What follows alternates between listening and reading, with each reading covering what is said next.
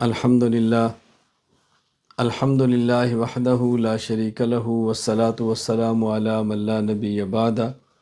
وعلی آلہ واصحابہ الذین اوفوا عہدہ اما بعد۔ ہمارا تخصص فی العقائد الاسلامیہ کا سبق چل رہا تھا، اور آج ہمارا سبق توحید باری تعالیٰ میں استواء علی العرش کے متعلق ہے،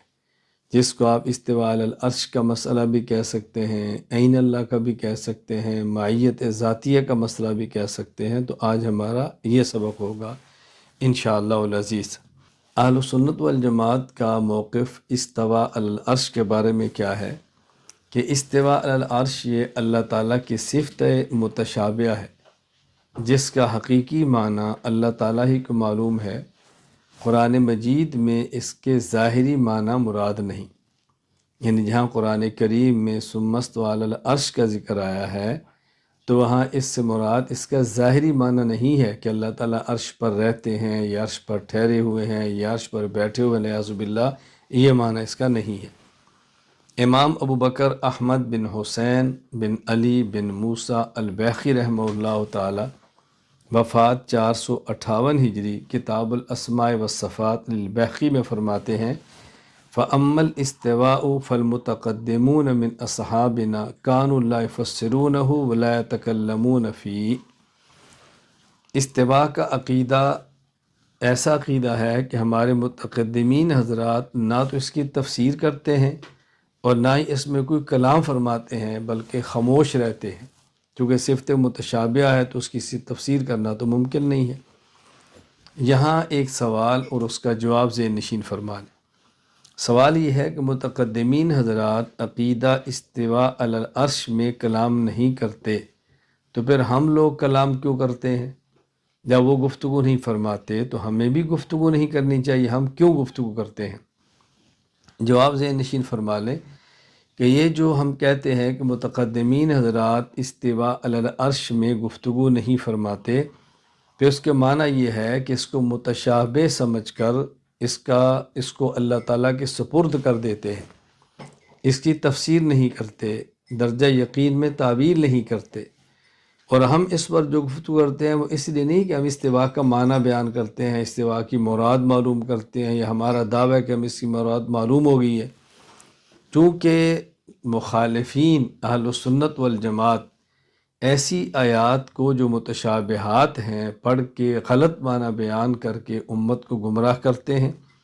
تو امت کو ان کی ضلالت اور گمراہی سے بچانے کے لیے ہم گفتگو کرتے ہیں، تاکہ لوگ مخالفین اور فرقہ ضالہ اور گمراہ لوگوں کی چال میں آ کر اپنے عقائد کو خراب نہ کر بیٹھیں۔ یہ تو موقف تھا اہل سنت والجماعت کا۔ البتہ جو موقف غیر مقلدین کا ہے وہ اس سے بالکل مختلف ہے۔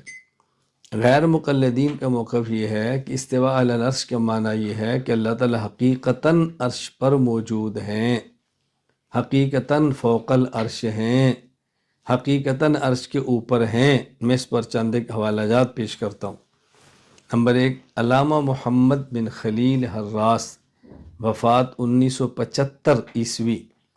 شرح العقیدہ الواسطیہ میں لکھتے ہیں والصحیح فی الکرسی انہ غیر العرش وانہ موضع القدمین وانہ فی العرش کحلقۃ ملقاۃ فی فلاۃ۔ صحیح بات یہ ہے کہ عرش الگ چیز کا نام ہے، کرسی الگ چیز کا نام ہے، اور کرسی اللہ تعالیٰ کے قدموں کی جگہ ہے، اور کرسی عرش کے مقابلے میں ایسے ہے جیسے کسی میدان میں انگوٹھی رکھی ہوئی ہے۔ نمبر 2، پروفیسر طالب الرحمن شاہ غیر مقلد، آئیے عقیدہ سیکھیے، اپنی کتاب میں لکھتے ہیں سوال، اللہ تعالیٰ کہاں ہے؟ جواب، اللہ تعالیٰ عرش پر ہے۔ غیر مقلد عالم محمد یحییٰ گوندلوی، ان کی کتاب عقیدہ مسلم، وہ اس میں لکھتے ہیں اللہ تعالیٰ عرش پر مستوی ہے، مگر معتزلہ اور ان کے ہم نوا احناف وغیرہ اللہ تعالیٰ کا مستوی علی العرش ہونا حقیقی معنوں میں تسلیم نہیں کرتے، بلکہ دیگر صفات کی طرح استواء کی بھی تعویل کرتے ہیں، اور کہتے ہیں کہ استواء کا معنی استیلاء یعنی غلبہ ہے۔ یہاں دلائل شروع کرنے سے پہلے چند ایک فوائد ذہن نشین فرما لیں۔ فائدہ نمبر 1، اللہ تعالیٰ بلا جسم، بلا مکان، بلا جہت موجود ہے۔ اگر کوئی شخص سوال کرے این اللہ، اللہ کہاں ہے، تو اس کا جواب یہ دینا چاہیے ہوا موجودم بلا جسم و مکان و جہت، اللہ تعالیٰ بغیر جسم کے، بغیر مکان کے، بغیر جہت کے موجود ہے۔ اس پر دلائل نقلیہ اور دلائل عقلیہ موجود ہیں جو میں آگے آپ کی خدمت میں پیش کروں گا۔ فائدہ نمبر 2، یہ جو ہم نے کہا کہ اللہ تعالیٰ موجود بلا جسم و مکان و جہت ہے، یہ تعبیر کہ اللہ تعالیٰ موجود بلا جسم، بلا مکان، بلا جہت ہے، یہ تعبیر اہل علم حضرات کی ہے، اور اہل علم کو سمجھانے کے لیے یہی کہا جاتا ہے کہ اللہ تعالیٰ بلا جسم، بلا مکان، بلا جہت موجود ہیں۔ لیکن عام لوگ، عوام الناس، جو کہ ان اصطلاحات سے واقف نہیں ہوتے، اس لیے اس عقیدہ کو عوامی ذہن کے پیش نظر عوام الناس کو سمجھانے کے لیے یہ تعبیر اختیار کی جاتی ہے، اللہ تعالیٰ حاضر ناظر ہے، اللہ تعالیٰ ہر جگہ موجود ہے۔ تو اللہ تعالیٰ حاضر ناظر ہے یا اللہ تعالیٰ ہر جگہ موجود ہے، یہ تعبیر اختیار کی گئی ہے عوام الناس کو سمجھانے کے لیے، وگرنہ اصل الفاظ اصطلاحات کے پیش نظر یہ استعمال کیے جاتے ہیں کہ اللہ تعالیٰ موجود بلا جسم، بلا مکان اور بلا جہت ہے۔ فائدہ نمبر 3، 2 لفظوں میں فرق سمجھیں، ایک ہے موجود بلا مکان اور ایک ہے موجود فی کل مکان، دونوں میں فرق ہے۔ ہم اللہ تعالیٰ کو موجود بلا مکان یعنی ہر جگہ موجود ہے کہتے ہیں، موجود فی کل مکان یعنی ہر جگہ میں موجود ہے یہ نہیں کہتے۔ ایک ہے یہ کہنا کہ اللہ تعالیٰ ہر جگہ موجود ہے، اور ایک ہے یہ کہنا کہ اللہ ہر جگہ میں موجود ہے، دونوں میں فرق ہے۔ تو ہم جو عقیدہ بیان کرتے ہیں وہ یہ بیان کرتے ہیں کہ اللہ تعالیٰ ہر جگہ موجود ہے، یہ نہیں کہتے کہ اللہ تعالیٰ ہر جگہ میں موجود ہے۔ اس لیے جو فی کل مکان ہونے پر اعتراضات ہوتے ہیں یہ تب ہوتے جب ہم یہ کہ اللہ موجود فی کل مکان، جب کہ ہم یہ کہتے ہیں اللہ موجود بلا مکان، دونوں میں فرق اچھی طرح ذہن نشین کر لیں۔ فائدہ نمبر 3، فائدہ نمبر 4، جب ہم یہ کہتے ہیں اللہ تعالیٰ ہر جگہ موجود ہے تو اس کا معنی یہ ہے کہ جب جگہ نہیں تھی اللہ تعالیٰ اس وقت بھی موجود تھے، جب جگہ ہے اللہ تعالیٰ اب بھی موجود ہیں، اور جب جگہ نہیں ہوگی اللہ تعالیٰ تب بھی موجود ہوں گے۔ یعنی اللہ تعالیٰ اپنے موجود ہونے میں کسی جگہ اور مکان کے محتاج نہیں ہیں۔ اللہ تعالیٰ کے ہر جگہ موجود ہونے کا معنی ہرگز نہیں کہ اللہ تعالیٰ کسی خاص جگہ پہ موجود ہیں، بلکہ اللہ تعالیٰ فوق یعنی اوپر، تحت یعنی نیچے، قدام یعنی آگے، خلف یعنی پیچھے، یمین یعنی دائیں، اور شمال یعنی بائیں، اسی طرح عرش، فرش، سما، عرض، مکان اور خلا، حتیٰ کہ کوئی ذرہ ایسا نہیں جہاں اللہ پاک موجود نہ ہوں۔ پھر اچھی طرح بات سمجھ لیں، میں یہ نہیں کہہ رہا کوئی ذرہ ایسا نہیں جس میں اللہ تعالیٰ موجود نہ ہوں، میں کہہ رہا ہوں کوئی ذرہ ایسا نہیں جہاں اللہ تعالیٰ موجود نہ ہوں۔ اس لیے جب یہ وضاحت کر دی جائے اب اعتراضات کی گنجائش ختم ہو جاتی ہے۔ اعتراضات تب ہوں گے جب اللہ تعالیٰ کو کسی خاص مکان میں مانے، ہم اللہ تعالیٰ کو بغیر کسی خاص مکان کے مانتے ہیں۔ جب مکانات نہیں تھے اللہ تعالیٰ تب بھی تھے،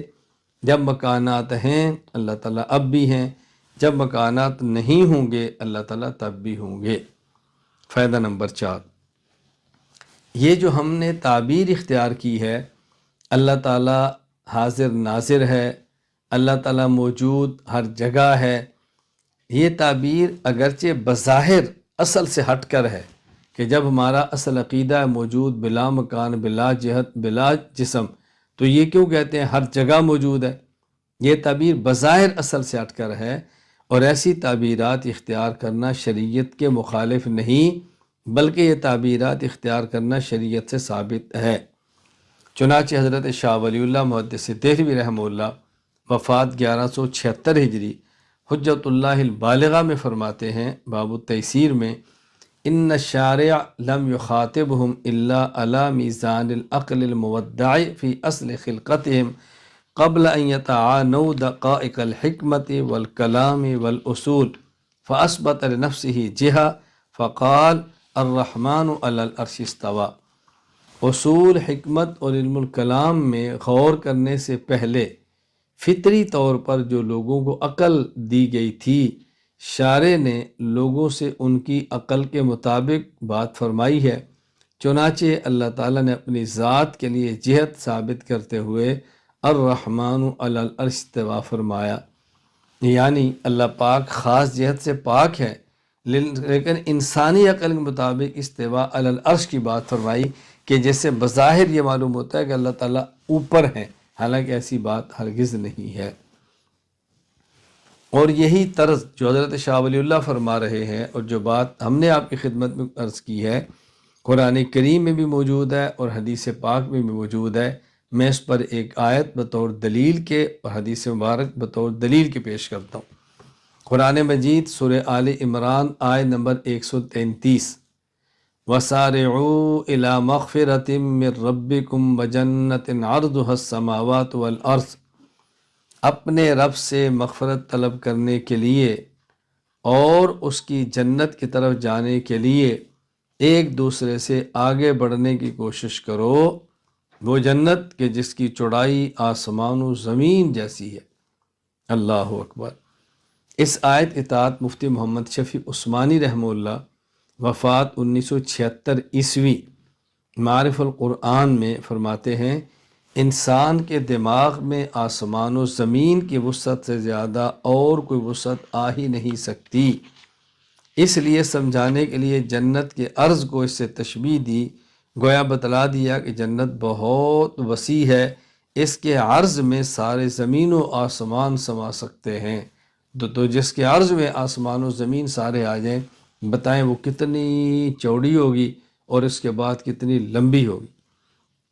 اسی طرح امام ابو عیسیٰ محمد بن عیسیٰ بن ثورہ الترمذی رحمہ اللہ وفات 279 ہجری سنن ابن ماجہ باب القبلہ حدیث مبارک نقل فرماتے ہیں، حضرت ابو ہریرہ رضی اللہ تعالیٰ عنہ فرماتے ہیں، رسول اکرم صلی اللہ علیہ وسلم نے فرمایا، ما بین المشرق والمغرب قبلہ، اہل مدینہ کو فرمایا کہ مشرق اور مغرب کی جانب یہ سارے کا سارا قبلہ ہے، چونکہ مدینہ منورہ سے قبلہ مکہ مکرمہ خانہ کعبہ یہ جنوب کی جانب ہے۔ تو اب دیکھو،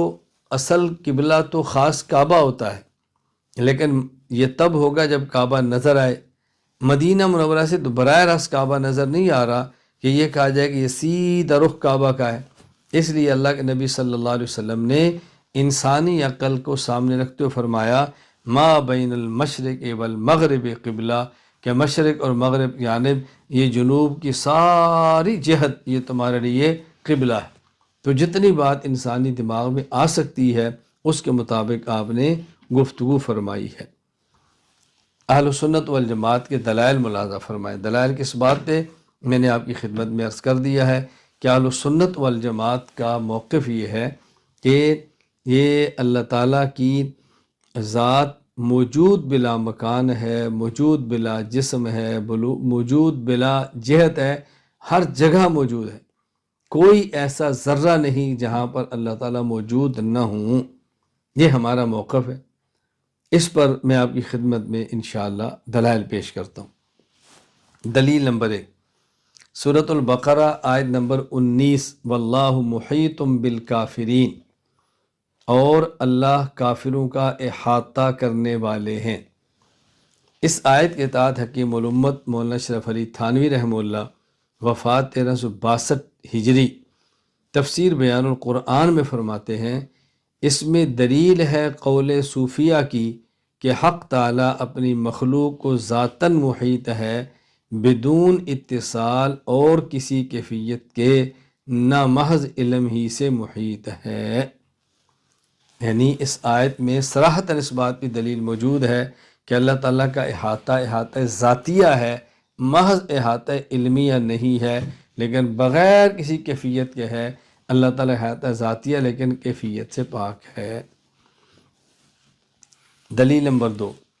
سورۃ البقرہ آیت نمبر 115،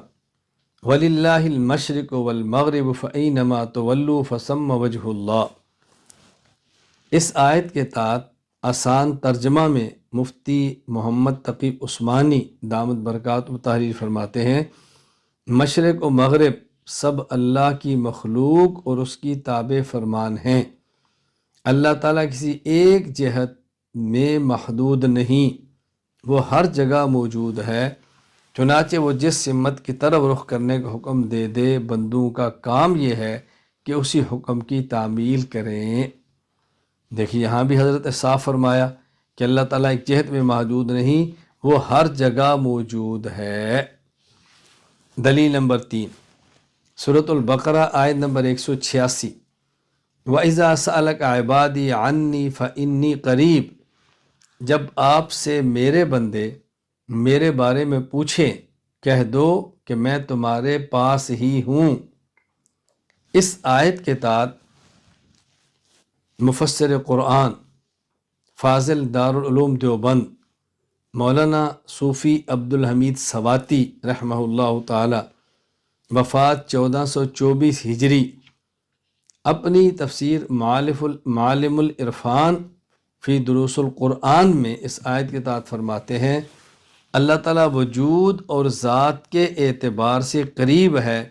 علم اور قدرت کے اعتبار سے بھی خدا تعالیٰ قریب ہے۔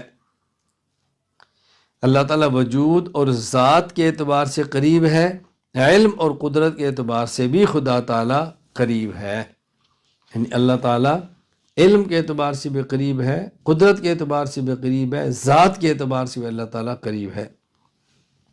یہاں ایک سوال اور اس کا جواب ملاحظہ فرما لیں۔ سوال یہ ہے، جب ہم بطور دلیل کی یہ آیت پیش کرتے ہیں وَإِذَا سَأَلَكَ عِبَادِي عَنِّي فَإِنِّي قَرِيبٌ، کہ جب میرے بندے میرے بارے میں پوچھیں تو بتاؤ کہ میں قریب ہوں، تو لوگ کہتے ہیں یہاں قریبن سے مراد قرب علمی ہے، قرب ذاتی نہیں۔ یعنی اللہ ہمارے قریب ہے ذات کے اعتبار سے نہیں بلکہ علم کے اعتبار سے، تو یہ قرب وصفی ہے، قرب علمی ہے، قرب ذاتی نہیں ہے۔ جواب نمبر 1، دیکھا جائے گا کہ سوال کس کے بارے میں ہے، پھر دیکھیں گے جواب کیا ہے۔ اگر تو سوال ہے اللہ کے علم اور قدرت کے بارے میں تو قریباً کا تعلق قدرت کے ساتھ ہوگا، اور اگر سوال اللہ کی ذات کے بارے میں ہے تو پھر قریباً کا تعلق اللہ کی ذات کے ساتھ ہوگا۔ ذرا قرآن کریم میں دیکھیں، وَإِذَا سَأَلَكَ عِبَادِي، جب آپ سے پوچھیں میرے بندے، عبادی یا ضمیر متکلم اللہ کی ذات، عنی میرے بارے میں، میرا علم نہیں میری ذات کے بارے میں، فإنی قریب تو میں، میری ذات یہ قریب ہے۔ تو جب سوال ذات کے بارے میں ہے تو جواب ذات کے بارے میں ہوگا۔ سوال ذات کے بارے میں ہو، جواب علم کے بارے میں ہو، تو بتاؤ سوال اور جواب میں مطابقت کیسی ہوگی؟ کوئی مجھ سے پوچھتا ہے کہ مولانا صاحب آپ کہاں بیٹھ کے سبق پڑھاتے ہیں؟ میں کہتا ہوں میرے سبق ہر جگہ ملتے ہیں۔ تو لوگ کہیں گے ہم نے سوال کیا کیا؟ ہم یہ نہیں پوچھ رہے کہ آپ کے سبق کہاں ملتے ہیں، ہم پوچھ رہے ہیں کہ آپ کہاں بیٹھ کے سبق پڑھاتے ہیں۔ ہم نے سوال آپ کی ذات کے بارے میں کیا کہ آپ کہاں سے پڑھا رہے ہیں، ہم یہ نہیں پوچھ رہے کہاں آپ کا سبق مل رہا ہے۔ بات کتنی معقول ہے۔ سوال کیا جا رہا ہے اللہ کی ذات کے بارے میں تو جواب اللہ کی ذات کے بارے میں ہوگا نا۔ جب یہ پوچھا جا رہا ہے کہ میری ذات کے بارے میں پوچھیں تو آپ کو بتاؤ میں قریب ہوں، یعنی میری ذات قریب ہے۔ تو یہ کہنا کہ اس سے مراد اللہ کا علم ہے، یہ بات اس لیے درست نہیں ہے کہ جب سوال ذات کے بارے میں تو جواب بھی ذات کے بارے میں ہونا چاہیے۔ دوسرا جواب یہ بھی ذہن نشین فرما لیں، ایک ہے اللہ کی صفت علم ہو یا صفت قدرت ہو، اور ایک ہے اللہ کی ذات اللہ کی ذات اللہ کی صفت سے الگ نہیں ہے، اور اللہ کی صفت اللہ کی ذات سے الگ نہیں ہے۔ جہاں ذات ہوگی وہیں صفت، اور جہاں صفت وہاں ذات۔ اگر اللہ ذات کے اعتبار سے قریب ہیں تو علم ذات سے الگ نہیں ہے، علم بھی قریب ہے، اور اگر علم کے اعتبار سے قریب ہیں تو ذات علم سے الگ نہیں ہے، اللہ ذات کے اعتبار سے بھی قریب ہوں گے۔ صفت ذات کو لازم ہوتی ہے، صفت ذات سے جدا نہیں ہوتی۔ علامہ ابو العباس احمد بن محمد بن المہدی الفاسی رحمہ اللہ، وفات 1224 ہجری، البحر المدید اپنی تفسیر میں لکھتے ہیں، اذ الصفات لا تفارق الموصوف فاذا كانت المعیت بالعلم لازم ان تكون بالذات۔ اللہ تعالیٰ اپنی ذات اور صفات کے اعتبار سے تمہارے ساتھ ہیں، اس کی وجہ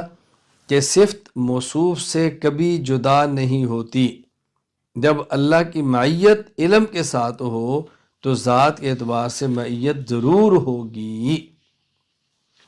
دلیل نمبر 4، سورۃ النساء آیت نمبر 108، یستخفون من الناس ولا یستخفون من اللہ وہو معہم اذ یبیتون ما لا یرضی من القول۔ یہ لوگوں سے اپنی دغا بازیاں چھپا سکتے ہیں منافقین، لیکن اللہ تعالیٰ سے نہیں چھپا سکتے۔ وہ تو اس وقت بھی ان کے ساتھ ہوتا ہے جب وہ راتوں کو اللہ کے ناپسندیدہ باتوں کے مشورے کر رہے ہوتے ہیں۔ یعنی جب یہ منافق رات کی تنہائی میں ایسی بات کا مشورہ کرتے ہیں جو اللہ کو پسند نہیں ہے، تو ان کو اتنی عقل نہیں کہ اللہ ساتھ ہے، اللہ کے علم میں ہم کیا کہہ رہے۔ اس آیت کے تحت امام اہل سنت والجماعت فاضل دارالعلوم دیوبند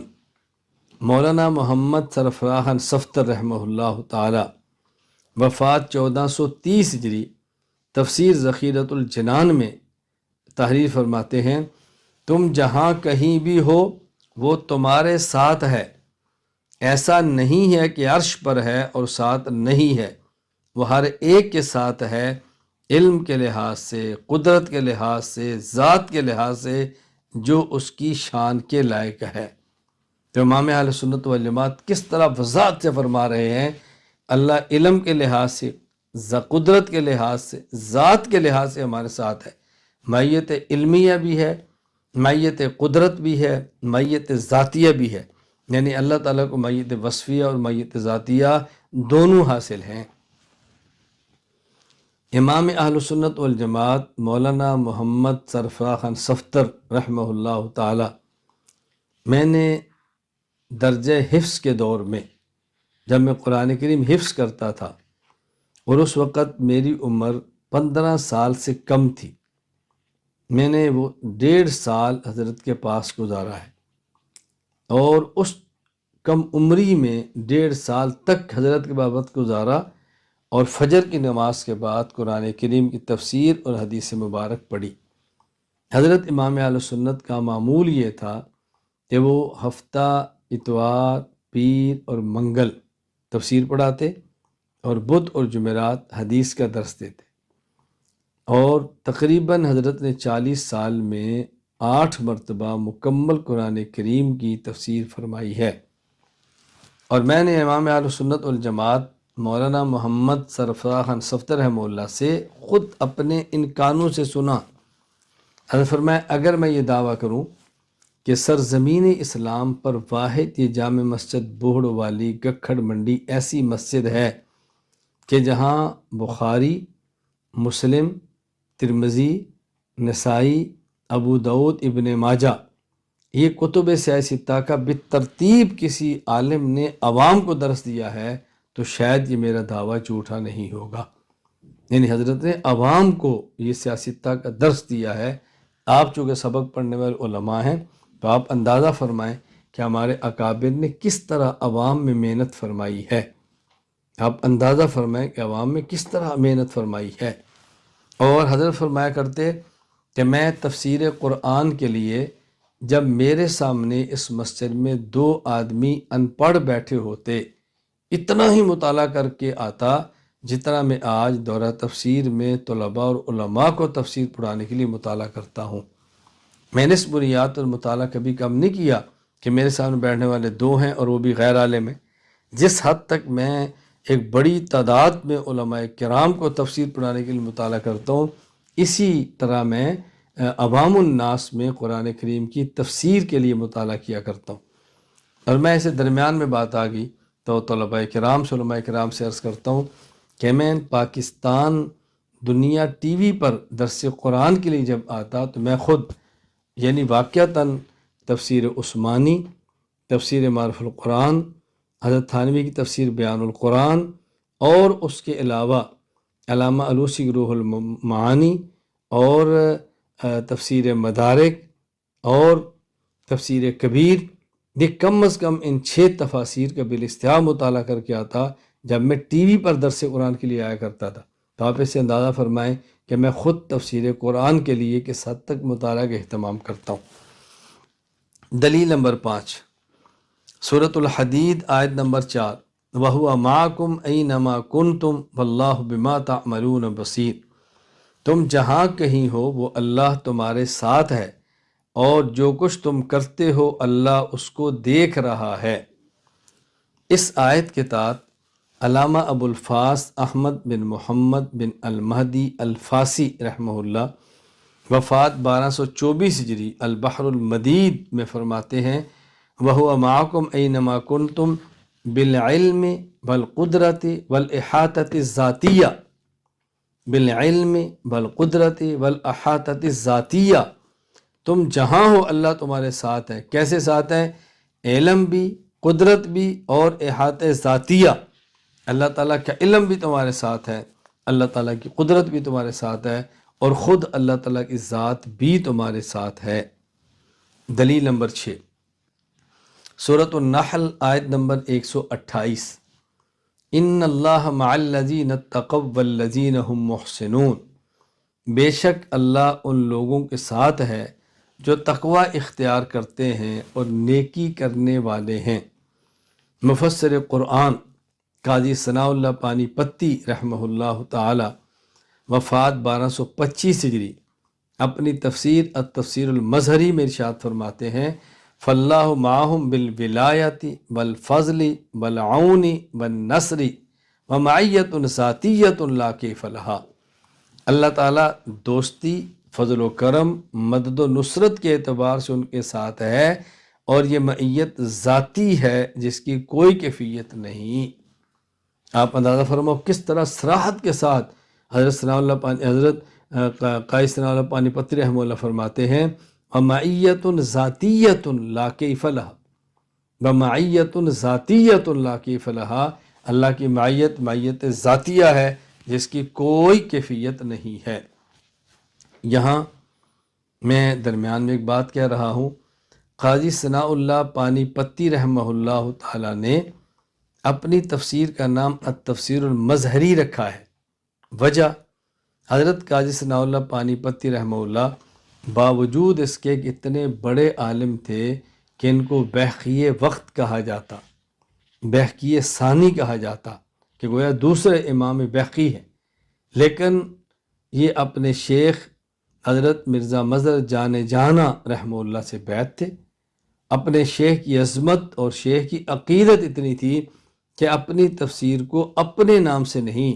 بلکہ اپنی تفسیر کو اپنے شیخ کے نام سے لکھا ہے۔ مصنف قاضی ثناء اللہ پانی پتی ہے، اور تفسیر کا نام التفسیر المظہری اپنے شیخ حضرت مرزا مظہر جان جانا رحمہ اللہ تعالیٰ کے نام کے ساتھ منسوب فرمایا ہے۔ کتنی بڑی بات ہے، اور کس طرح اپنے شیخ کی عقیدت کے اندر محو ہیں، اور کس طرح اپنے شیخ کی عقیدت کے اندر خود کو گم کیا ہے۔ میں یہ بات اس لیے ترغیب کے ساتھ اور بڑی توجہ کے ساتھ کہنا چاہتا ہوں، علم کا کام کرنا ہے تو جس شیخ سے آپ کا تعلق ہے اس کے ساتھ اپنا تعلق بہت گہرا رکھو، عقیدت کا، عظمت کا، محبت کا، اطاعت کا بہت گہرا تعلق رکھو، پھر انسان کو فائدہ بہت ہوتا ہے۔ دلیل نمبر 7، سورۃ الواقعہ آیت نمبر 85، وَنَحْنُ أَقْرَبُ إِلَيْهِ مِنْكُمْ وَلَٰكِن لَّا تُبْصِرُونَ، تم سے زیادہ ہم اس کے قریب ہوتے ہیں لیکن تم دیکھتے نہیں۔ اس آیت کے تحت مفتی اعظم پاکستان مفتی محمد شفیع عثمانی رحمہ اللہ وفات 1396 ہجری اپنی تفسیر معارف القرآن میں فرماتے ہیں، یا نحن، ہم سے مراد اللہ تعالیٰ ہیں۔ کہ یہ جو کہا نا کہ ہم، یہ جو فرمایا کہ تم سے زیادہ ہم اس کے قریب ہیں، ہم سے مراد اللہ ہے۔ میں جب انسان پہ موت آتی ہے تو فرمایا تم اتنے قریب نہیں ہوتے جتنے ہم اس کے قریب ہوتے ہیں۔ سبحان اللہ۔ یہاں میں ایک بات کی وضاحت کرنا چاہتا ہوں، آپ کے علم میں ہوگی، تفسیر معارف القرآن نام کی دو تفسیریں الگ ہیں۔ ایک تفسیر معارف القرآن وہ ہے کہ جس کے مصنف مفتی محمد شفیع عثمانی رحمہ اللہ ہے، اور ایک تفسیر معارف القرآن وہ ہے کہ جس کے مصنف حضرت مولانا محمد ادریس کاندھلوی رحمہ اللہ تعالی ہیں، جامعہ اشرفیہ لاہور کے شیخ الحدیث۔ دونوں میں فرق یہ ہے، حضرت مولانا محمد ادریس کاندھلوی رحمہ اللہ کی تفسیر معارف القرآن کا طرز متکلمانہ ہے، علم الکلام اور عقائد کا رنگ غالب ہے، اور حضرت مفتی محمد شفیع رحمہ اللہ کی تفسیر میں علم الکلام کا رنگ غالب نہیں بلکہ مسائل کا رنگ غالب ہے۔ اور مفتی محمد شفیع رحمہ اللہ نے اس انداز میں تفسیر کی ہے کہ پہلے قرآن کریم کی تفسیر لی اور اس کا ترجمہ شیخ الہند کا لیا، اور اس کے بعد حضرت تھانوی کا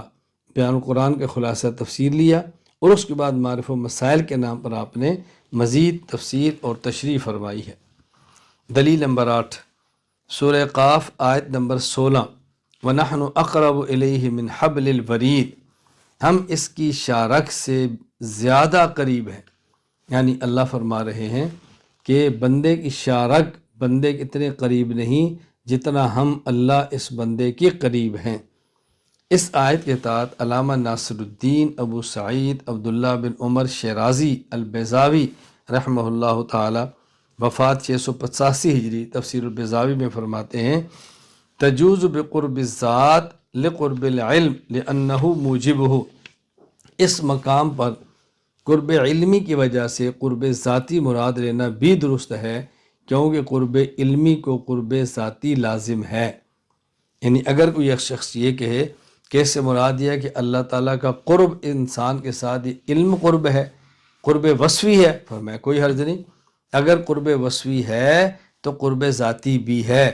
اس لیے کہ قرب علمی اور قرب وصفی کو قرب ذاتی لازم ہے۔ اسی طرح علامہ علی بن احمد بن ابراہیم المحایمی الہندی رحمہ اللہ تعالی وفات 835 ہجری تفسیر تبصیر الرحمن میں اس آیت کے اندر لکھتے ہیں، وَنَحْنُ أَقْرَبُ إِلَيْهِ لَا بِالْمَكَانِ وَلَا بِالزَّمَانِ وَلَا بِالرُّتْبَةِ بَلْ بِالذَّاتِ مِنْ غَيْرِ اخْتِلَاطٍ وَلَا حُلُولٍ وَلَا اتِّحَادٍ۔ فرمایا کہ نحن اقرب الیہ، ہم اس بندے کی شارک سے زیادہ قریب ہیں۔ اللہ کا یہ جو قرب ہے یہ مکان،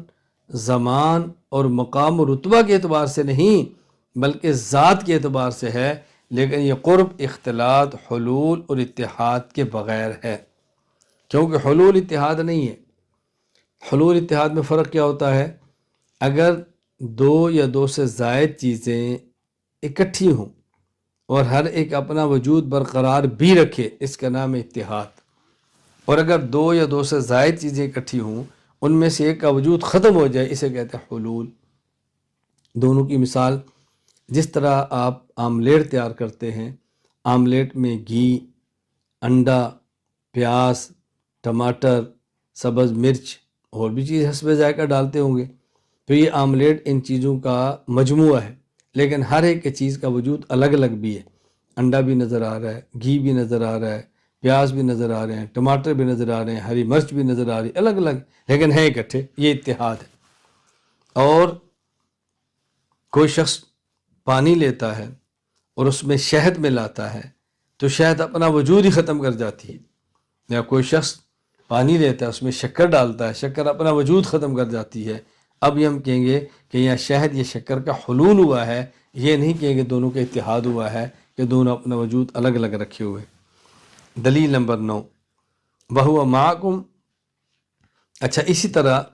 اس آیت کے تحت علامہ ابو العباس احمد بن محمد بن المہدی الفاسی رحمہ اللہ وفات 1224 ہجری البحر المدید اپنی تفسیر میں لکھتے ہیں وَنَحْنُ أَقْرَبُ إِلَيْهِ مِنْ حَبْلِ الْوَرِيدِ ای انا اقرب الی کل احد من عروق قلبہ، میں یعنی اللہ ہر شخص کی رگ جان سے بھی زیادہ قریب ہوں۔ وَهَذَا لِأَنَّ قیام الفعل بالصفات، اس کی وجہ ہے کہ فعل یعنی قریب ہونے کا قیام صفات کے ذریعہ ہوتا ہے۔ والصفات لا تفارق الذات، اور صفات ذات سے جدا نہیں ہوتی۔ فالقرب بالعلم والقدرہ، تو یہاں جو قرب ہے وہ علم اور قدرت صفات کے اعتبار سے ہے۔ وتستلزم القرب بالذات، جو قرب ذاتی کو مستلزم ہے، یعنی قرب تو قرب وصفی ہے لیکن قرب وصفی قرب ذاتی کو لازم ہوتا ہے۔ دلیل نمبر 9 سورۃ الحدید آیت نمبر 4 وَهُوَ مَعَكُمْ أَيْنَمَا كُنْتُمْ وَاللَّهُ بِمَا تَعْمَلُونَ بَصِيرٌ، تم جہاں کہیں ہو وہ اللہ تمہارے ساتھ ہے اور جو کچھ تم کرتے ہو اللہ اس کو دیکھ رہا ہے۔ اس آیت کے تحت علامہ ابو العباس احمد بن محمد بن المہدی الفاسی رحمہ اللہ وفات 1224 ہجری تحریر فرماتے ہیں تفسیر البحر المدید میں وَهُوَ مَعَكُمْ أَيْنَمَا كُنْتُمْ بِالْعِلْمِ وَالْقُدْرَةِ وَالْإِحَاطَةِ الذَّاتِيَّةِ، تم جہاں کہیں ہو اللہ تمہارے ساتھ ہے، یعنی اللہ تعالیٰ اپنے علم، قدرت اور احاطہ ذاتی کے اعتبار سے تمہارے ساتھ ہے۔ علامہ الفاسی رحمۃ اللہ علیہ البحر المدید میں مزید یوں لکھتے ہیں وَمَعَكُمْ أَيْنَمَا كُنْتُمْ بِذَاتِهِ وَصِفَاتِهِ عَلَى مَا يَلِيقُ بِجَلَالِ قُدْسِهِ وَكَمَالِ كِبْرِيَائِهِ، تم جہاں کہیں ہو اللہ تعالیٰ اپنی ذات اور صفات کے اعتبار سے تمہارے ساتھ ہے جیسا کہ اس کی عظمت شان اور کمال کبریائی کے لائق ہے۔ اذ الصفۃ لا تفارق الموصوف فَإِذَا كَانَتِ الْمَعِيَّةُ بِالْعِلْمِ لَازِمَ أَن تَكُونَ بِالذَّاتِ فَافْهَمْ وَسَلِّمْ إِن لَمْ تَذُقْ، اس کی وجہ یہ کہ صفت موصوف سے کبھی جدا نہیں ہوتی۔ جب اللہ کی معیت علم کے ساتھ ہو تو ذات کے اعتبار سے معیت ضرور ہوگی، اس بات کو خوب سمجھ لو، اور اگر ذوق سلیم نہ ہو تو خدا کے سپرد کر دیجئے۔ سبحان اللہ۔ فرماتے ہیں وسلم ان لم تذق، وسلم ان لم تذق، کیا بات فرمائی؟ فرمایا کہ جب معیت وصفیہ ہوگی تو معیت ذاتیہ ہوگی، وصف ذات کو مستلزم ہے، لازم ہے۔ ففہم، یہ بات سمجھو، وسلم ان لم تذق، اور اگر تمہارے پاس ذوق سلیم، عقل سلیم اور فہم مستقیم نہیں ہے تو اس کو اللہ کے حوالے کر دو، لیکن کرکر نہ کرو، بات کا بتنگڑ نہ بناؤ، نہیں سمجھ آتی تو چھوڑ دو، لیکن عقیدہ وہی رکھو جو ہمارا عقیدہ ہے۔ یہاں ایک بات اچھی طرح ذہن نشین فرما رہے ہیں، اللہ تعالیٰ فرماتے ہیں وَهُوَ مَعَكُمْ أَيْنَمَا كُنْتُمْ، وہ تمہارے ساتھ ہے، یہاں ہوا ہے، اور ہوا ضمیر ذات کے لیے ہے جو راجع بسوئے اللہ، اللہ کی طرف ہے، یعنی ہوا سے مراد ہے وہ یعنی اللہ۔ اس سے معیت ذاتیہ ثابت ہوتی ہے، اس کی وجہ یہ ہے کہ ہوا ضمیر ذات کے لیے ہے، اگر ہوا سے علم مراد رہے تو یہ تعویل ہے، لہٰذا ہوا سے بلا تعویل معیت ذاتیہ ہے، اور اس سے مراد علم لینا یہ معیت بالتعویل ہے، یہ بالتعویل ہے، اور ہم بلا تعویل مان رہے ہیں، تعویل نہیں کر رہے۔ دلیل نمبر 8 سورۃ المجادلہ آیت نمبر 7 ما یکون من نجوى ثلاثۃ الا هو رابعهم ولا خمسۃ الا هو سادسهم ولا ادنى من ذلك ولا اکثر الا هو معهم اینما كانوا، کبھی 3 آدمیوں میں کوئی سرگوشی ایسی نہیں ہوتی جس میں چوتھا وہ اللہ نہ ہو، اور نہ 5 آدمیوں کی کوئی سرگوشی ایسی ہوتی ہے جس میں چھٹا وہ نہ ہو، اور چاہے سرگوشی کرنے والے سے کم ہوں یا زیادہ، وہ جہاں بھی ہوں اللہ ان کے ساتھ ہوتا ہے۔ اس آیت کے تحت مفسر قرآن قاضی ثناء اللہ پانی پتی رحمہ اللہ تعالی وفات 1225 ہجری التفسیر المظہری میں فرماتے ہیں اللہ تعالی جائلہم اربعتم من حیث انہ معہم معیتا غیر متکیفہ، جب وہ تین ہوں تو اللہ تعالیٰ ان کے ساتھ ہو کر ان کو چار بنا دیتے ہیں، اور اللہ تعالیٰ کی یہ معیت بے کیف ہوتی ہے۔ دیکھو یہاں بھی معیت ذاتیہ ہے۔ فاضل دارالعلوم دیوبند امام اہل سنت والجماعت مولانا محمد سرفراز خان صفتر رحمہ اللہ تعالی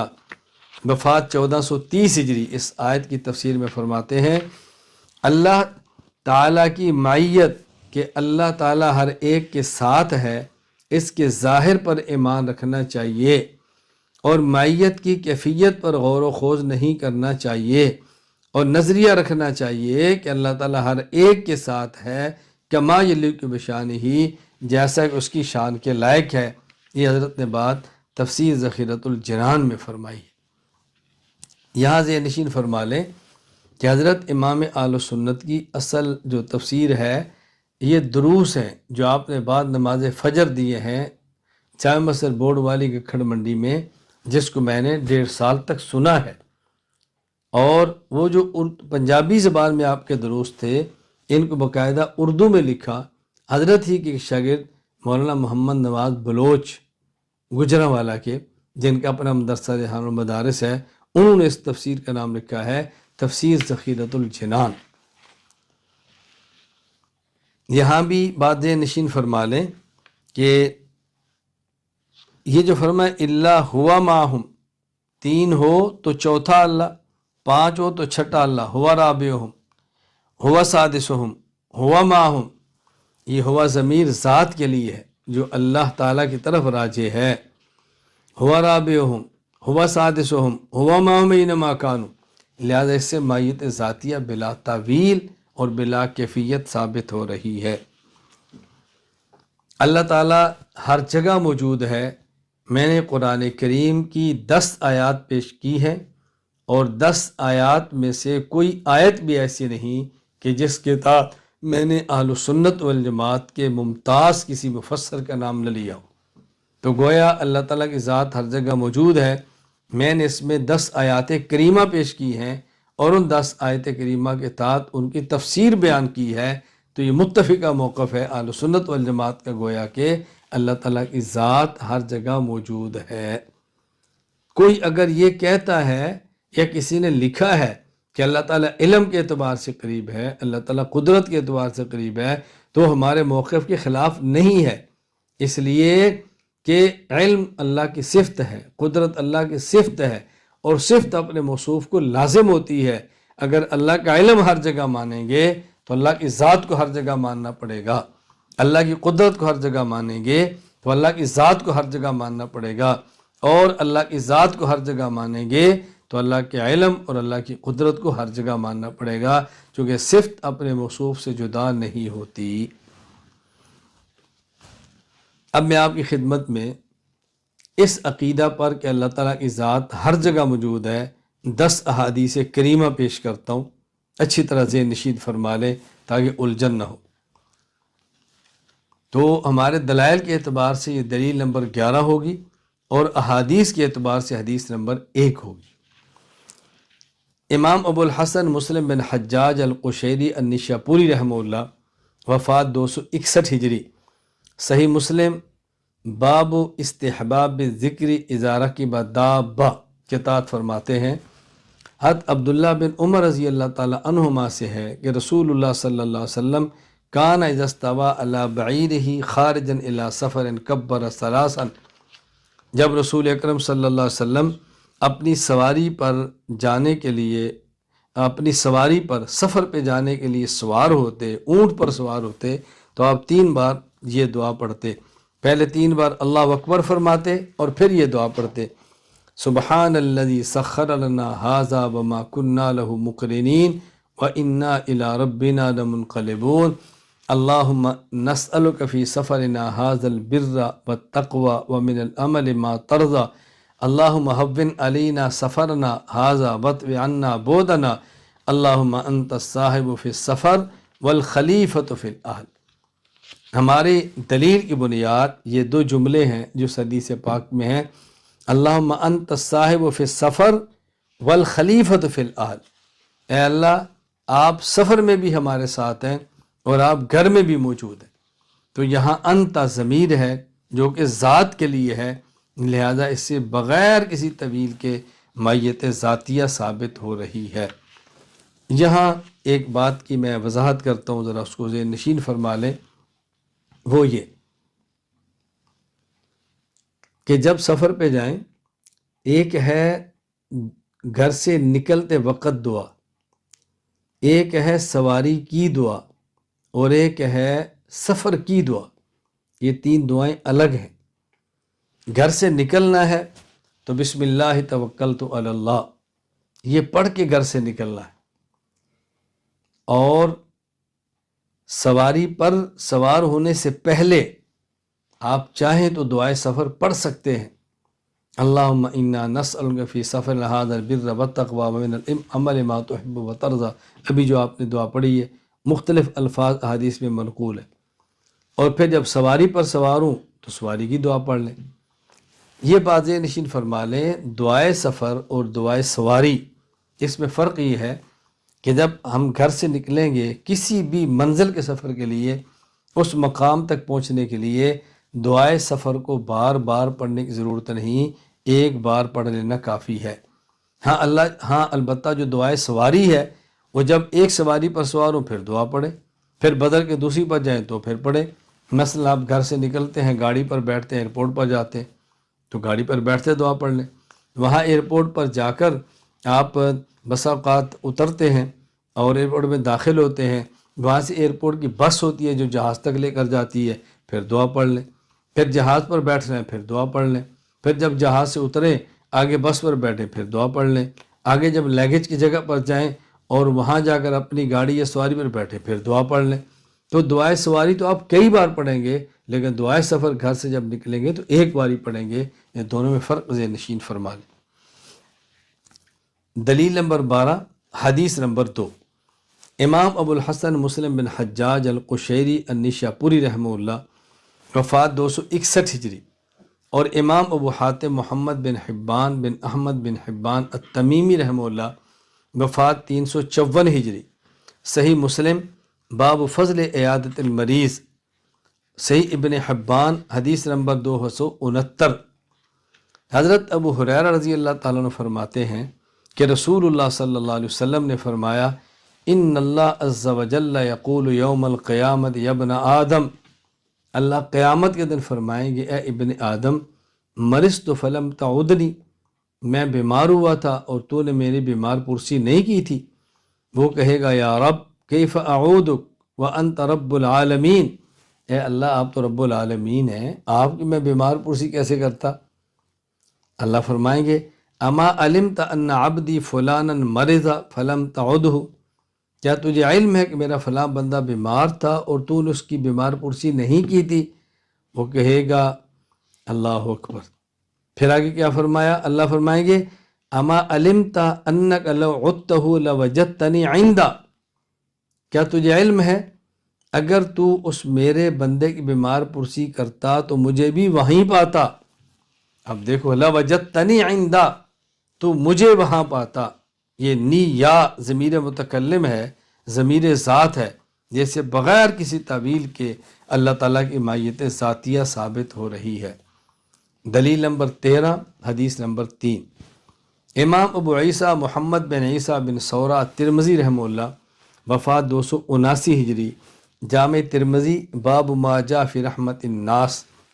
حدیث نقل کرتے ہیں حضرت عبداللہ بن عمر رضی اللہ عنہما نے فرمایا، رضی اللہ عنہ فرماتے ہیں کہ رسول اکرم صلی اللہ علیہ وسلم نے فرمایا، الراحمون یرحمہم الرحمن ارحموا من فی الارض یرحمکم من فی السماء، کہ جو رحم کرنے والے ہیں ان پر رحمان رحم کرتا ہے، تم ان پر رحم کرو جو زمین میں ہے، تم پر وہ رحم کرے گا جو آسمان میں ہے۔ تو ہماری دلیل یرحمکم من فی السماء، اس سے معلوم ہوتا ہے کہ اللہ تعالیٰ آسمان پر بھی ہے، عرش اوپر ہے، نیچے جنت ہے، نیچے آسمان ہے، تو یہ نہیں کہ اللہ عرش پر ہے، اللہ آسمان میں بھی ہے۔ میں اس لیے کہہ رہا ہوں ذہن نشین فرما لیں بہت اچھی طرح تاکہ الجھن نہ ہو۔ دلیل نمبر 14، حدیث نمبر 4، امام ابو داود سلیمان بن اشعث السجستانی رحمہ اللہ، وفات 275 ہجری، سنن ابی داود باب کیف الرقیٰ، اس کے اندر حدیث نقل فرماتے ہیں ابو الدرداء رضی اللہ تعالی عنہ نے فرمایا کہ میں نے رسول اکرم صلی اللہ علیہ وسلم کو یہ فرماتے سنا، من اشتکا منکم شیئا اب اشتکاہ اخ اللہ فلیقل، وہ شخص جو خود بیمار ہو یا وہ شخص کہ جس کے سامنے کوئی اس کا بھائی بیماری کی شکایت کرے کہ میں بیمار ہوں، اور جو یہ دعا پڑھے ربنا اللہ الذی فی السماء، ہمارا رب اللہ ہے جو آسمان میں ہے، تقدس اسمک، اے اللہ آپ کا نام پاک ہے، امرک فی السماء والارض، آپ کا اختیار آسمان و زمین میں چلتا ہے، کما رحمتک فی السماء فاجعل رحمتک فی الارض، اے اللہ جس طرح آسمانوں میں آپ کی رحمت ہے اسی طرح زمین میں بھی آپ اپنی رحمت کو نازل فرما، اغفر لنا حوبنا وخطایانا، اے اللہ ہمارے گناہوں کو معاف فرما دے، ہماری کوتاہیوں کو معاف فرما دے، انت رب الطیبین، اے اللہ آپ پاکیزہ لوگوں کے رب ہیں، انزل رحمتا من رحمتک، اے اللہ اپنی رحمت میں سے ایسی رحمت نازل فرما، وشفاء من شفائک علی ھذا الوجہ، اور اس بیماری پر اپنی شفا میں ایسی شفا نازل فرما، فیا برا، تاکہ یہ بیماری درست ہو جائے۔ اللہ اکبر۔ یہ دعا نبی پاک صلی اللہ علیہ وسلم نے سکھائی ہے۔ اب دیکھو ہماری دلیل اس حدیث پاک میں ہے ربنا اللہ الذی فی السماء، ہمارا رب اللہ ہے جو آسمان میں ہے، اوپر عرش، پھر علیین، جنت، پھر آسمان۔ تو معلوم ہوا کہ آسمان بہت نیچے ہے، اس سے ثابت ہوا کہ اللہ تعالیٰ کی معیت ذاتیہ ہے، یعنی ہر جگہ اللہ تعالیٰ موجود ہے۔ دلیل نمبر 15، حدیث نمبر 5، امام ابو عیسیٰ محمد بن عیسیٰ بن سورہ الترمذی رحمہ اللہ، وفات 279 ہجری، سنن ترمذی، تفسیر سورۃ الحدید، حضرت ابو ہریرہ رضی اللہ تعالیٰ عنہ فرماتے ہیں بینما نبی اللہ صلی اللہ علیہ وسلم جالس و اصحاب، ایک مرتبہ رسول اکرم صلی اللہ علیہ وسلم تشریف فرماتے، صحابہ کرام بھی تھے، آپ مجلس میں اکٹھے تھے، اس میں آپ نے ایک بات فرمائی والذی نفس محمد بیدی لو انکم دلیتم بحبل الی الارض السفلی لہبط علی اللہ، میں قسم اٹھا کر یہ بات کہہ رہا ہوں، حضور فرماتے ہیں قسم اٹھا کر یہ بات کہہ رہا ہوں، اگر تم ایک رسی سب سے نیچے والی زمین پر ڈالو گے وہ رسی بھی اللہ کے پاس پہنچے گی، لو دلیتم بحبل الی الارض السفلی لہبط علی اللہ،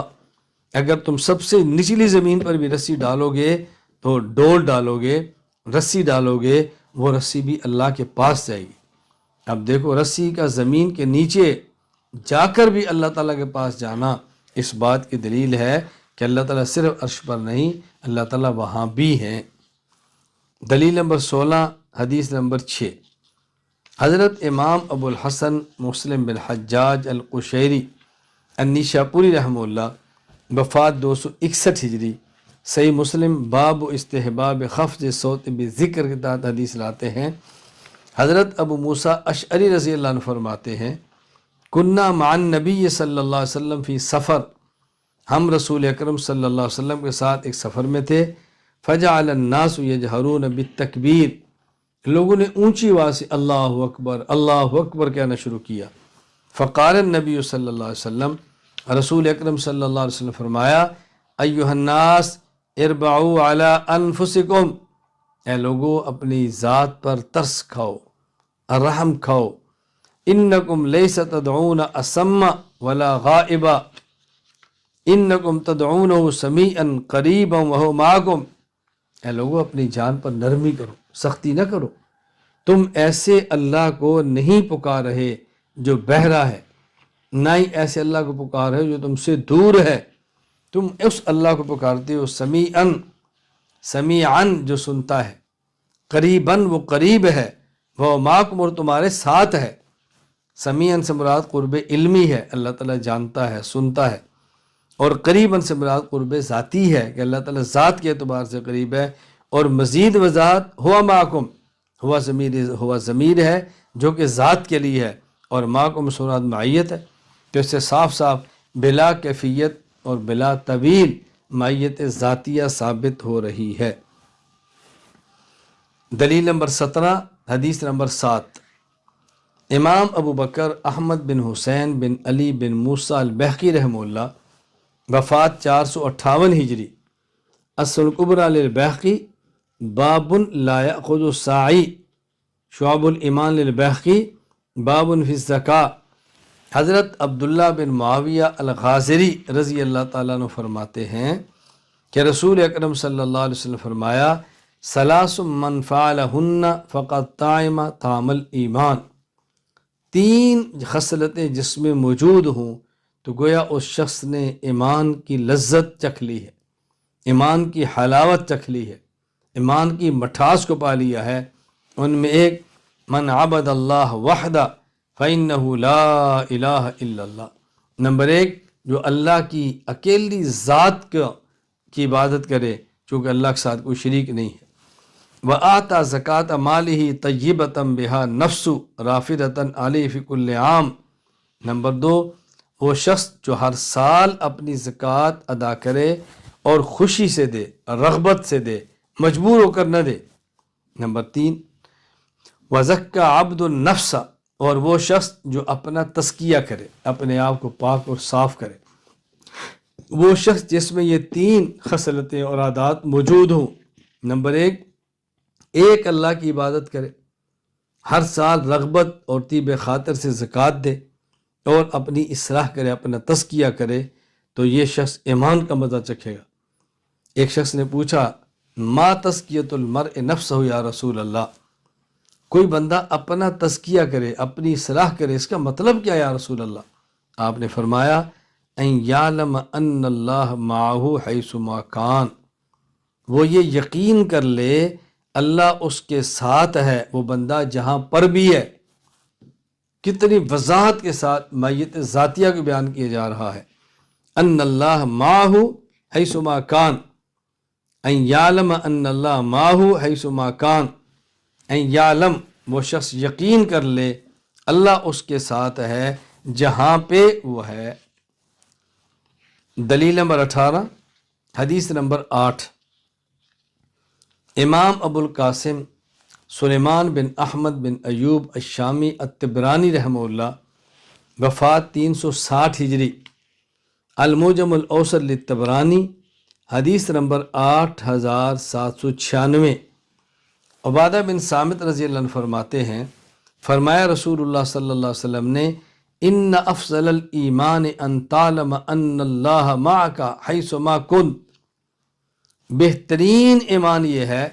کہ تو یہ یقین بنا لے کہ اللہ تیرے ساتھ ہے، تو جہاں پر بھی ہے۔ اندازہ کیجئے، ان افضل الایمان ان تعلم، افضل ترین اور سب سے اعلیٰ ایمان یہ ہے کہ تو یہ یقین بنا لے، ان تعلم ان اللہ معک حیث ما کنت، دیکھو اللہ اس میں ذات ہے، اور ان اللہ معک حیث ما کنت سے صراحتاً بغیر تعویل کے معیت ذاتیہ ثابت ہو رہی ہے، کوئی الجھن کی بات نہیں ہے۔ دلیل نمبر 19، حدیث نمبر 9، امام ابو بکر عبداللہ بن محمد بن ابی شیبہ ابراہیم بن عثمان العبسی الکوفی رحمہ اللہ تعالی، وفات 235 ہجری، مصنف ابن ابی شیبہ، بابن فی عقد اللواء واتخاذی کے تحت حدیث نقل فرماتے ہیں۔ حبیب بن ابی ثابت فرماتے ہیں، ان ابا بکر قال لخالد بن الولید، حضرت ابو بکر صدیق رضی اللہ تعالی عنہ نے حضرت خالد بن ولید رضی اللہ عنہ فرمایا، ائتنی برمحک، تم اپنا نیزہ لے کر آؤ، اپنا نیزہ لاؤ۔ حضرت خالد اپنا نیزہ لائے، فعقد له لواء، صدیق اکبر رضی اللہ تعالیٰ عنہ نے خود حضرت خالد کے جھنڈے کو باندھا، نیزے پہ خود جھنڈے کو باندھا، پھر کیا فرمایا، سر فإن اللہ معک، اے خالد تم جاؤ، اللہ تمہارے ساتھ ہے۔ کتنی صراحتاً یہ دلیل ہے معیت ذاتیہ پر، اور بغیر تعویل اور بغیر کسی کیفیت کے اور بغیر کسی الجھن کے۔ دلیل نمبر 20، حدیث نمبر 10، امام ابو القاسم سلیمان بن احمد بن ایوب الشامی الطبرانی رحمہ اللہ، وفات 360 ہجری، المعجم الکبیر للطبرانی، حدیث نمبر 7935، فرماتے ہیں حضرت ابو امامہ رضی اللہ تعالی عنہ نے فرمایا، رسول اکرم صلی اللہ علیہ وسلم فرمایا، ثلاثۃ فی ظل اللہ یوم لا ظل الا ظلہ، 3 افراد ایسے ہیں جو قیامت کے دن اللہ کے عرش کے سائے کے نیچے ہوں گے، جس دن اللہ کے عرش کے علاوہ کوئی سایہ نہیں ہوگا۔ وہ 3 افراد کون سے ہیں؟ نمبر 1، رجل حیث توجہ علم ان اللہ معہ، جو شخص جہاں بھی جائے یہ عقیدہ رکھے کہ اللہ اس کے ساتھ ہے۔ جو شخص جہاں بھی جائے یہ عقیدہ رکھے کہ اللہ اس کے ساتھ ہے۔ رجل حیث توجہ علم ان اللہ معہ۔ نمبر 2، ورجل دعته امرأة الى نفسها فترکها من خشیت اللہ، دوسرا وہ شخص جسے کوئی عورت برائی کے لیے، بدکاری کے لیے دعوت دے اور وہ اللہ کے خوف سے اسے چھوڑ دے۔ اللہ اکبر، وہ اللہ کے خوف سے اسے چھوڑ دے۔ نمبر 3، ورجل احب بجلال اللہ عز وجل، وہ شخص جو کسی دوسرے انسان سے اللہ کی عظمت اور جلال کے پیش نظر محبت کرے، یعنی اپنے ذاتی مفاد، اپنی ذاتی غرض کے لیے نہیں، اللہ کے لیے جو پیار کرے، اللہ ایسے 3 آدمیوں کو اپنے عرش کا سایہ اس دن عطا فرمائیں گے کہ جس دن اللہ کے عرش کے علاوہ کوئی اور سایہ موجود نہیں ہوگا۔ یہاں دیکھو کتنی صراحتاً دلیل موجود ہے اس بات کی، رجل حیث توجہ علم ان اللہ معہ، کہ وہ شخص جو کہیں متوجہ ہو تو وہ یقین رکھے اللہ اس کے ساتھ ہے۔ ان اللہ معہ، یہاں سے معیت ذاتیہ بغیر تعویل اور بغیر کیفیت کے ثابت ہو رہی ہے۔ یہاں اس حدیث مبارک پر ایک مختصر سے اشکال، اس کا جواب سماعت فرما لیں۔ اشکال یہ ہے، ایک حدیث صحیح بخاری حدیث نمبر 660 ہے، اس میں ہے حضرت ابو ہریرہ فرماتے ہیں کہ رسول اللہ صلی اللہ علیہ وسلم فرمایا، سبعۃ یظلھم اللہ فی ظلہ یوم لا ظل الا ظلہ، کہ 7 آدمی ایسے ہیں جن کو اللہ اپنے عرش کا سایہ اس دن نصیب فرمائیں گے جس دن اللہ کے عرش کے علاوہ کوئی اور سایہ موجود نہیں ہوگا۔ وہ 7 آدمی کون سے ہیں؟ الامام العادل، نمبر 1، شاب نشأ فی عبادت ربی، جو جوانی میں اللہ کی عبادت کرے، نمبر 2، ورجل قلب معلق فی المساجد، وہ شخص جس کا گھر اللہ کی مسجد میں لٹکا اٹکا رہے، مسجد سے باہر نکلا متوجہ رہے، 3، ورجلان تحابا فی اللہ اجتمع علیہ وتفرقا علیہ، وہ 2 لوگ جو اللہ کے لیے اکٹھے ہوں، اللہ کے لیے الگ ہو جائیں، 4، ورجل طلبته امرأة ذات منصب وجمال فقال انی اخاف اللہ، وہ جو شخص جس کو ایسی عورت گناہ کی دعوت دے جو خوبصورت بھی ہو اور بڑے خاندان والی بھی ہو اور یہ کہہ دے میں اللہ سے ڈرتا ہوں، 5، ورجل تصدق اخفى حتى لا تعلم شماله ما تنفق يمينه، اور وہ شخص کہ جو اس طرح چھپ کر صدقہ کرے کہ اس کا دایاں ہاتھ صدقہ کرے اور بائیں کو پتہ بھی نہ چلے، نمبر 6، ورجل ذکر اللہ خالیا ففاضت عیناہ، وہ شخص جو خلوت میں اللہ کا نام لے اور اس کی آنکھوں سے آنسو بہہ پڑے۔ یہ 7 آدمی ہیں جن کو اللہ قیامت کے اپنے عرش کا سایہ نصیب فرمائے گا۔ اور ابھی بطور دلیل کے جو آپ نے حدیث پڑھی ہے، اس کو اگر دیکھا جائے تو اس میں تو 7 آدمی ہیں، اور پہلے جو حدیث ہم نے پڑھی اس میں، یعنی اس حدیث میں 7 ہے، اور جو وہ دلیل کہ آپ نے پیش کی اس میں 3 کا تذکرہ ہے۔ تو بظاہر حدیثوں میں تعارض ہے، جو آپ ذہن نشین فرما لیں کہ یہ جو 7 ہے یا ایک حدیث میں 3 ہے، ان میں تعارض نہیں، یعنی ایک روایت میں اور ایک مقام پر رسول اللہ صلی اللہ علیہ وسلم نے 3 کا تذکرہ فرمایا ہے، اور ایک مقام پر آپ نے 7 کا تذکرہ فرمایا ہے، جبکہ ایک اور حدیث میں اس کے علاوہ بھی ہے، اس کے علاوہ بھی ہے۔ مثلا وہ حدیث مسند احمد حدیث نمبر 15521 ہے۔ حضرت ابو الیسر فرماتے ہیں کہ رسول اللہ صلی اللہ علیہ وسلم نے فرمایا، من انذر معسرا او وضع عنہ اذلہ اللہ تبارک و تعالی فی ذلہ، قال معاویۃ یوم لا ذل الا ذلہ۔ جو شخص کسی قرض دار کو مہلت دے یا اس کو قرضہ ہی معاف کر دے، اللہ تعالیٰ اس کو اپنے سائے میں جگہ دیں گے۔ اپنے سائے سے مراد راوی حدیث حضرت معاویہ بن عمر رضی اللہ عنہ فرماتے ہیں، حضرت معاویہ بن عمر فرماتے ہیں کہ اس حدیث کا معنی یہ ہے کہ جس دن اللہ کے عرش کے سائے کے سوا کوئی اور سایہ نہیں ہوگا، بس یہ اس دن کی بات کی جا رہی ہے۔ سبحان اللہ، یہ اس دن کی بات کی جا رہی ہے۔ تو گویا ایک حدیث میں 3 کا تذکرہ ہے، ایک میں 1 کا تذکرہ ہے، ایک میں 7 کا تذکرہ ہے، تو اس میں کچھ ٹکراؤ نہیں ہے۔ ایک مقام پر آپ نے 3 کا تذکرہ فرمایا، کسی اور مقام پر 1 کا فرمایا، کسی اور مقام پر 7 کا فرمایا۔ چنانچہ حضرت حافظ ابو الفضل شہاب الدین احمد بن علی ابن حجر عسقلانی رحمہ اللہ، وفات 852 ہجری، انہوں نے فتح الباری شرح صحیح بخاری میں لکھا ہے، وَهَذَا الْحَدِيثُ يَدُلُّ عَلَىٰ أَنَّ هَٰؤُلَاءِ السَّبْعَةَ يُظِلُّهُمُ اللَّهُ فِي ظِلِّهِ وَلَا يَدُلُّ عَلَى الْحَصْرِ وَلَا عَلَىٰ أَنَّ غَيْرَهُمْ لَا يَحْصُلُ لَهُ ذَٰلِكَ۔ فرمایا کہ جو حدیث میں 7 کا تذکرہ ہے،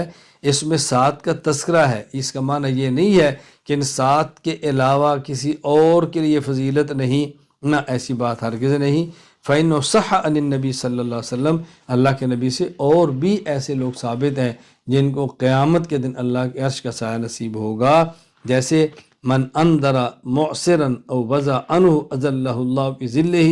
یوم لا ذل الا ذلہ، جس طرح کی حدیث پاک میں موجود ہے کہ قیامت کے دن اس شخص کو بھی اللہ کے عرش کا سایہ نصیب ہوگا جو قرض دار کے قرض کو معاف کر دیتا ہے یا قرض دار کو وہ مہلت دے دیتا ہے۔ اللہ تعالیٰ ہم سب کو بات سمجھنے کی توفیق عطا فرمائے۔ میں نے آپ کی خدمت میں عرض کیا ہے،